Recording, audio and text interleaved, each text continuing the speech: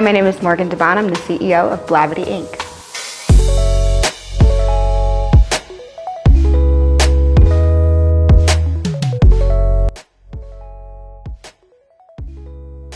Started Blavity almost 9 years ago. A little bit about me, I'm from St. Louis, Missouri, and I went to school in St. Louis and then moved to Silicon Valley right after graduation. And I didn't know much about Silicon Valley. I knew just enough to be dangerous. But what I learned was how to build products at scale for billions and billions of people.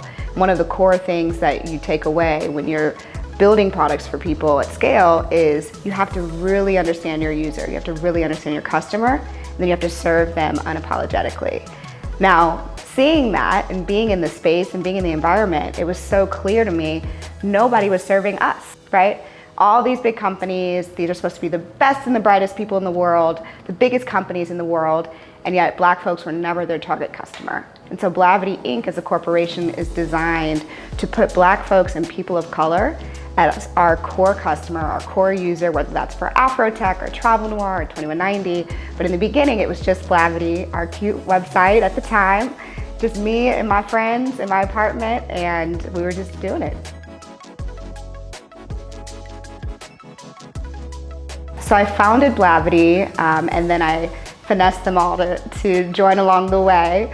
So everyone started at their own pace, but I started it with my money and bootstrapped it, and then slowly as we got bigger, everyone was able to come on board full time. I mean, I am a realist, so I'm definitely a visionary on one side of my brain, but then I also say, okay, based off of my vision and how big it is, what is the actual practical way to get there? And doing it alone, I know the statistics on raising money. I know the statistics on, you don't even need to know the actual statistics to see there's not that many female founders that have made it to scale or have raised that much money, let alone Black women, right? And this was 8 years ago. It's very trendy now, but it was not trendy back in the day. So I knew in order to be successful, I was gonna be more likely to fulfill our vision of what we wanted to do if I was able to surround myself with people who shared my vision. And I went and talked to my friends who were the smartest people that I knew. Aaron, who now has his own VC firm and is doing incredible things, investing in Black and brown founders, but at the time, he was a management consultant. Smartest guy I know. Jeff Nelson, my now COO, but at the time was an engineer in Silicon Valley and worked at Palantir, one of the smartest engineers that I know. And then Jonathan Jackson was so outgoing. He was working at LinkedIn. He knew how to tell stories and build narratives, and he was just the best brand voice for our company. So that was our group, and it was just a great balance of all four of us. A lot of people, when I talk to venture capitalists and I say, why aren't you investing in more Black founders? They say, well, I don't see enough Black founders. So they say it's a pipeline problem, right? And when I talk to the biggest banks that invest in Black founders and founders in finance, like our capital, they say, well, I don't see enough Black founders. And then when I go into rooms like Afrotech and I see thousands of Black founders, I say, what's going on? So some of the things that I've learned over time and in the work that I do with WorkSmart, with small business owners, and then through Afrotech with founders, is I see, one, our dreams are really big, but sometimes we don't articulate it in a scalable way. So it looks like our companies aren't venture backable. Two, sometimes we don't speak the language, we don't have the vocabulary. So we don't really get past some of the initial people. We think we're talking to VCs, but actually you're talking to an angel investor who may or may not actually have money. You may be talking to what I call a ghost VC, people who walk around with the VC and their Instagram handle on LinkedIn, but they haven't invested in a company in 5 years because they don't have an actual fund that has money. So I think sometimes we get blocked along the way, and then we think it's the industry when it's like, oh, actually you're not making it to the real money, because it is a very insular community. It's a community that's built off of warm introductions and can be very insular, and so it can be challenging for us to know how to navigate those spaces, which can be so frustrating. So I think in terms of how to fix the problem, one, we have to help each other get into the right rooms and know which rooms are not just the ones that look good or have the vanity metric. I see people who do these pitch competitions all the time. And I'm like, are you building your business, or are you just running around the country doing pitch competitions? What are you doing to actually build a business that's gonna reach $100 million in revenue, or $50 million in revenue if you're an enterprise SaaS company? If you don't have a plan to get to that, then maybe it's not venture backable. But if you think that you can, then let's go build a real business that's gonna get you there. I had no mentors because who was like, what Black female founder was I gonna call up and be like, hey sis? First of all, we don't have time, right? So like people don't usually have the time if they're really in it to dedicate to mentorship. But two, there was not a lot of people out there that was doing what I wanted to do. And so I actually relied a lot on my other friends who were venture backed, who were just 1 or 2 steps ahead of me. So when I was raising my series, my first round of funding, my series seed, I'd call up my friend DeBaun, who owns a company called Maven, and I'd be like, DeBaun, is this what a term sheet's supposed to look like? Am I really supposed to sell 20% of my company? Is this what happens every time you raise a round of funding? Because I didn't know what I didn't know. So I didn't know if I was getting played, you know, because as Black folks, sometimes we're a little like, are they playing me? Are they taking advantage of me? But he was like, no, these are the terms, this is standard, like this is where you can negotiate. Because I didn't even know, well, where is my power? What are things that are like, this is just what it is, and these are the things that you actually negotiate. So I go to people who are just 1 or 2 steps ahead of me as my mentors and my advisors, because that helps me know that they've actually done it. There's so many people on Instagram and LinkedIn and all these places that are talking about they can advise you, but they've never even done it themselves.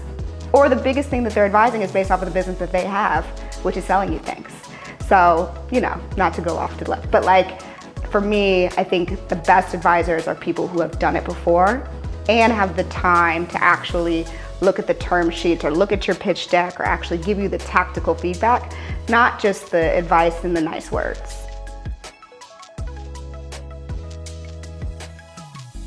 One of the things that happens in the Black community is as you become more successful, you all of a sudden, people start asking you for things, right? So I'm an introvert. So when I first started building Blavity, I never planned or desired to be a public figure. Like I didn't aim to have a bajillion followers on social. I really wanted to build a product and serve my customer, serve my audience.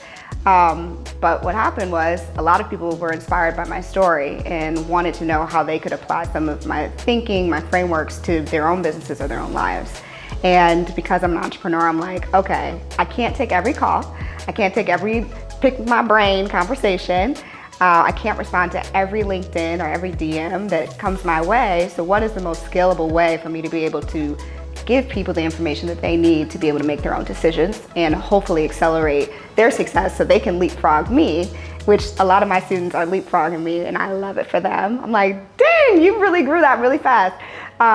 So Work Smart is a community of Black CEOs, Black founders, people ranging from hair care business, to people who have brick and mortar shops, to people who have service-based businesses like therapy businesses or catering, and they are trying to grow their business to the next level. They're going from employing 5 people to 20, right? Or they're going from doing $1 million or $5 million to $20 million.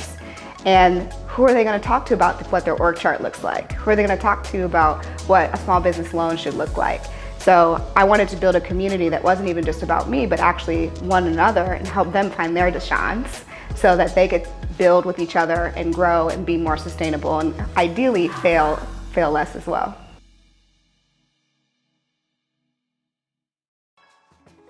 So for every M&A that you guys have seen Blavity Inc. do, there's probably about 5 to 10 that don't get done. And a lot of times the reason those don't get done is because one, the founder says, I'm not ready yet.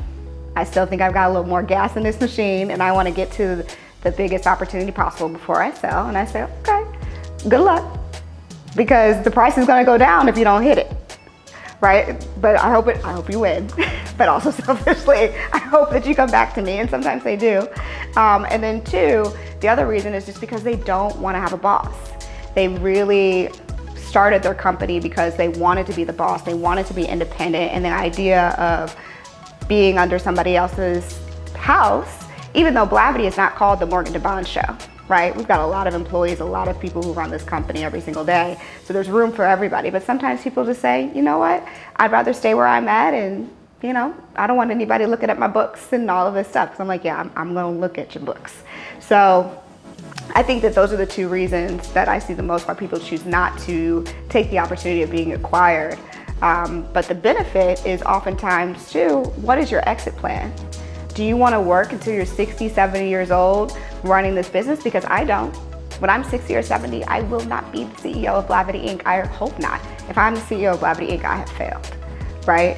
And it's important to have a succession plan and know that at the top, these white boys and these white women, they're out here selling their businesses and becoming chairmen, right? So they still own the equity, but they don't get up every single day and work 12 hours a day anymore. That is ultimately what wealthy looks like. Sometimes I think our community gets so stuck on being rich that we forget that there's actually another level, which is wealth, which is where your assets are making money for you while you're sleeping and you're hanging out on a yacht and somebody else is in the office. That's what we should be aiming for, not just being rich.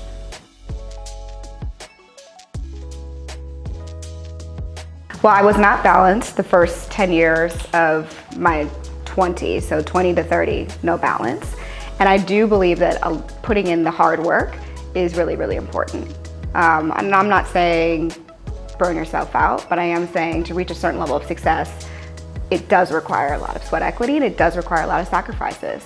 I had a life, but my life was definitely Blavity. If you walked down the street and you said, hey, Blavity, I would turn around and say, hi, right?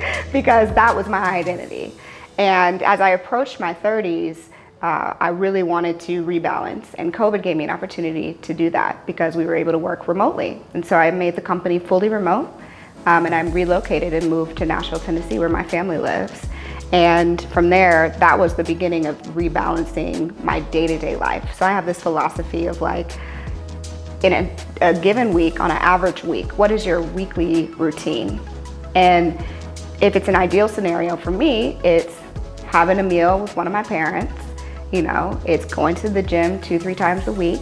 It's yes, having work and doing my work and having meetings. Maybe I'm flying to the city and flying home, but it's a balanced life. My life in LA was not that. It was from sunup, 6:30 to 8 o'clock because you gotta go to dinner, a screening, a happy hour, somebody's birthday party, all the way through.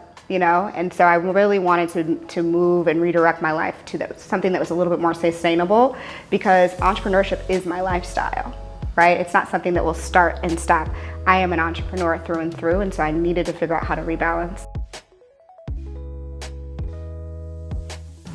Yeah, I've always been able to have men in my life, like that was whatever, feminine energy, but I had a hard time finding a man that would allow me and create space for me to be my full self.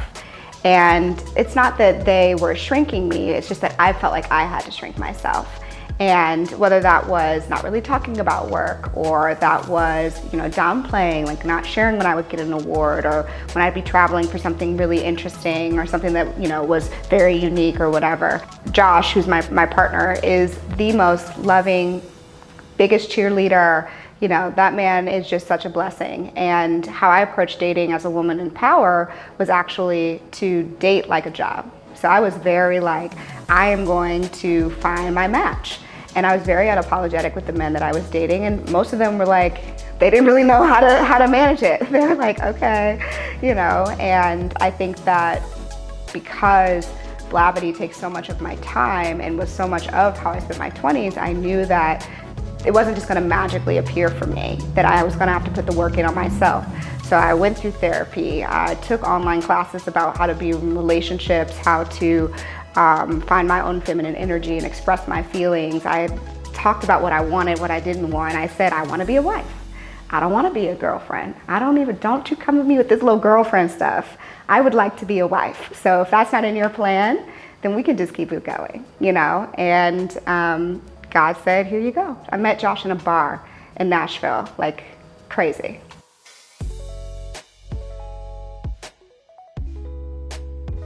You know, I used to grind very low key because I did not want the attention of misrepresented attention. And I also was really cautious of not wanting people to say I only got here because I was pretty.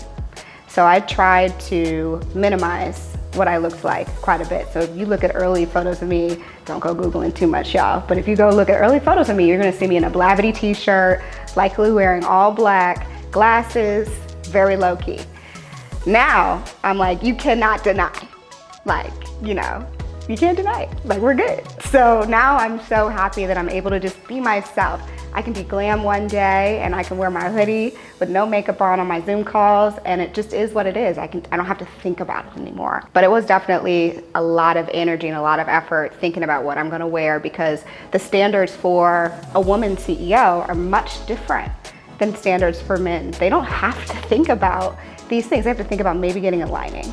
But like, I remember there's times when I'm getting off flights, I'm going on a stage, and I hadn't had my toenails done. And I'm like, if I go on the stage without my toenails done, they are gonna say, it's okay. If I go on this flight without my toenails done, they're gonna say, she's the most unorganized, not put together. I'm like, out of everything in the world, right? So there's a lot of pressures to being a female CEO of a successful business. But I'm grateful now to have the team to be able to make it look a little bit more effortless. Hi, my name is Morgan DeBaun, and thanks for grinding pretty with me.